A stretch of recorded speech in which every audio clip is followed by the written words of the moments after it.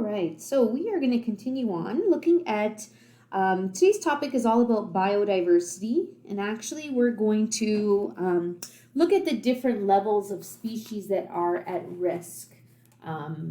It'll make sense once we get to it. So, for example, different classifications of what classifies something as being endangered or something becoming extinct or threatened. Okay, so we're going to kind of look at some terms. And we'll look to see what the government of Canada has in place to monitor those. Okay, so start off with looking at biodiversity. Now, it's a term that I've used in past lessons, but essentially, biodiversity is talking about the variety of organisms that exist on Earth. Okay, so typically, when we're looking at biodiversity, we can talk about it on a small scale, right? So we can look at, let's say, a park in Richmond Hill, and all the different living things that are in that park. So the different types of grass, flowers, trees, birds, deer, small animals or insects that happen to be there. So it's looking at all living things, including bacteria, that anything that is alive, really. So in terms of how many species exist on our Earth, to be honest, they really don't know because there's many parts of the world that humans have not had the ability to investigate in depth.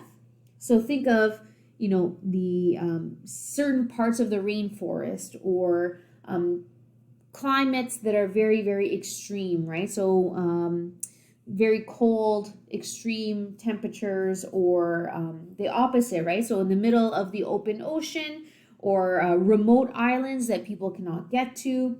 So there's many, or deep down in the depths of the ocean is actually one of the areas where we don't really know a whole lot about.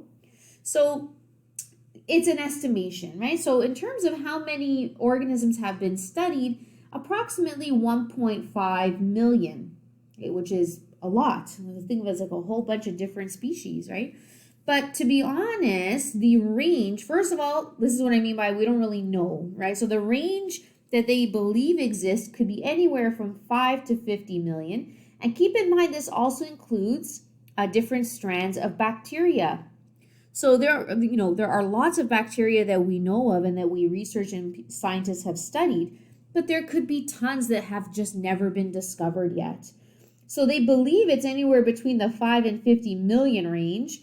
But we've really only kind of, especially if it's closer to the 50 million range, we really only, started investigating the different types of species that exist.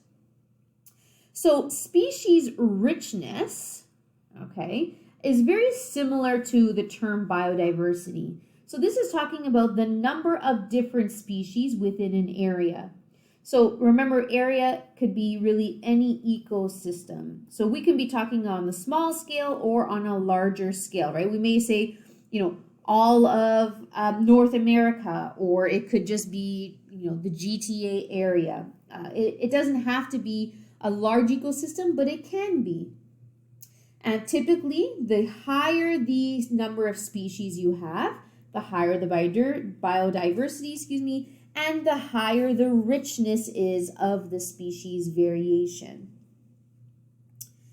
So, where would you expect the richness or the number of species to be the highest is typically near the equator.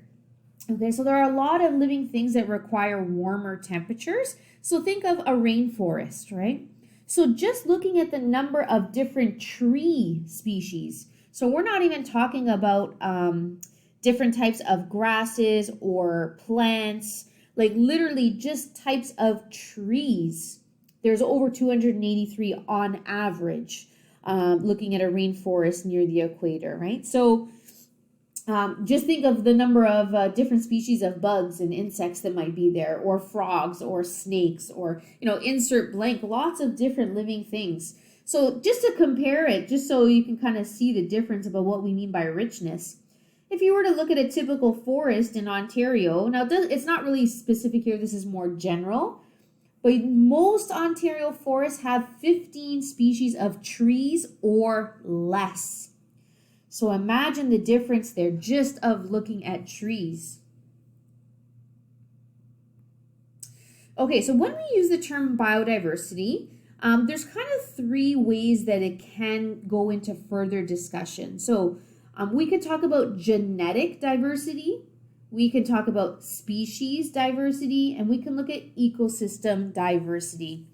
So species diversity is the general definition when we think of biodiversity. So like we're looking at, like we were mentioning here, 15 different species of trees, right? That's what we mean by species biodiversity. So maybe there's an oak tree, an elm tree, a walnut tree, maple tree, right?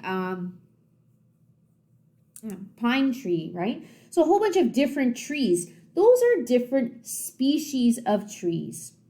Now, when we say genetic diversity, we're talking about here within one species.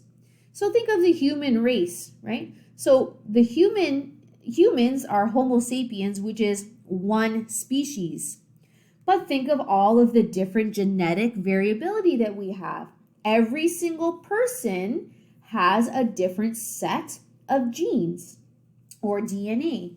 The only people on this earth that have identical DNA to one another are essentially identical twins or triplets. So even if you have a set of twins, they could be fraternal, which means that they had their own individual sacs within the uterus. So what ends up happening is they have different DNA, right? That's how sometimes you can have twins where one is a boy and one is a male and one is a female.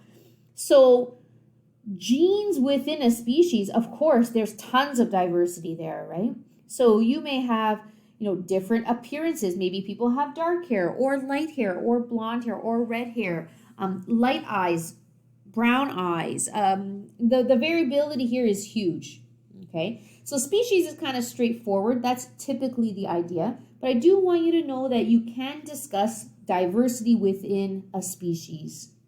Now, an ecosystem diversity is actually very interesting. So this is talking about you might have the same species of an organism, but they could adapt to the different ecosystems that they're in. Okay, I'll give you an example. You'll learn more about this, this idea here about adaptation. If you continue on and take grade 11 biology, you'll spend a whole chapter or a unit, I should say, looking at adaptations or evolution. So for example, there is a species of birds called a finch. Okay, maybe you've heard of this, maybe not. But essentially a scientist by the name of Charles Darwin, which you may or may not be familiar with, but anyways, he's one of the founding scientists that had the idea of evolution. Basically, he studied finches. And there's an area, this is going to be really an awful picture, but there's an area of the world called the Galapagos Islands. So basically, it's kind of like a cluster of a whole bunch of different islands. And essentially what he found is that depending on where in the island the finch lived, the evolution over time of the finch, even though they're the same species, they change the shape of their beak. So for example, let's say on this part of the island, there's lots of insects, right? So what happened over time is the bird, this is where this is going to be awful, the bird's beak, oh boy, but the bird's beak, the bird's beak started to change shape so that it could go into the ground to get these insects out. I think of almost like a hummingbird's beak or something along those lines, like a narrow beak that could go inside to get the little insects that happen to be in the ground. Whereas over here, maybe on this part of the island, there was a lot of like nuts or tree nuts. So what ends up happening is like the bird ended up getting like a stronger beak, a stronger, different shaped beak, so that it was able to crack open the nuts. So it's kind of a wild concept that even though it's the same species of bird, you have different variations in how they've adapted to their environment. Okay, so you don't need to know this much detail for this, but that's just what I mean when I say basically they've adapted to their ecosystem, so wherever they are currently living in. Now, this does not happen in one generation. So it's not like all of a sudden the next bird that hatches has a different shaped beak. This is a slow change that happens over hundreds and hundreds of years. But still, that's essentially how every species evolves over time. So yeah, if you're interested in that, definitely look into taking grade 11 biology to look more into evolution. Very cool. Okay, so obviously the one we're focusing on here in grade 9 is species biodiversity, so different types of living things. But just so you know, there are different types of biodiversity. You should know the different types and kind of what they are. You don't have to go crazy and knowing, the different types of finches and adaptations that they've done. It's just an example to try and show you that concept. Okay, so now we have this term called interdependence. Okay, so first of all, the term dependence, right, means that something relies on something else, right? Like if you are dependent on, your sister picking up, groceries from the grocery store, you are dependent at home that your sister's going to come home and bring home the groceries, right? I'm just giving you an example.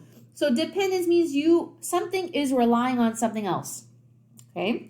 So interdependence basically means that there is connections within an ecosystem where things rely on other things. By things, I mean organisms. So we've already looked at this when we looked at food webs, right? So food webs basically show you what is relying on what to get its energy. What does it eat, and maybe what eats it? So when one organism affects another, we can call that an interdependent relationship. Okay, so how does biodiversity come into play here? Well, the more biodiversity that you have in an ecosystem, the more stable that ecosystem is. The reason why is because there are more variety for energy or food sources, right? So let's say I had, we'll do something simple here. Grass. I always use grass, rabbit. I don't know. It's the first thing that comes to mind. Grass, rabbit, fox. Okay. Let's say we have an ecosystem where these are the only 3 things that live there. Okay. That means the grass is the only food source for the rabbit. The rabbit is the only food source for the fox. So when you have something happen to one of the populations, let's say the rabbit starts to go, this will have a dramatic impact on both of those other things. The grass is going to increase in population quite a bit, and the fox would decrease in population. But let's say we had a different scenario where we had grass, rabbit, fox, and then maybe we also had, berries. And the rabbit eats the berries. And let's say there is a mouse. Let's say the mouse eats the grass and the fox also eats the mouse. Okay. So what this means is, even though I haven't added a lot more, I've only added 2 more species here. Let's say something did happen to the rabbit. Oh, let's say the mouse eats berries too. So let's say something did happen to the rabbit. Okay, you're still going to have that outcome. The grass is still going to go up. The fox is still going to go down. But the impact that has is not as great, because you know what? The fox is not going to starve because it still has mice that it can eat. The grass is not going to explode in population because it still has something that is eating it. And the berries would go down as well a little bit because the rabbit's eating that as well. So the more connections you have in an ecosystem, the more stable, or the the better it is overall.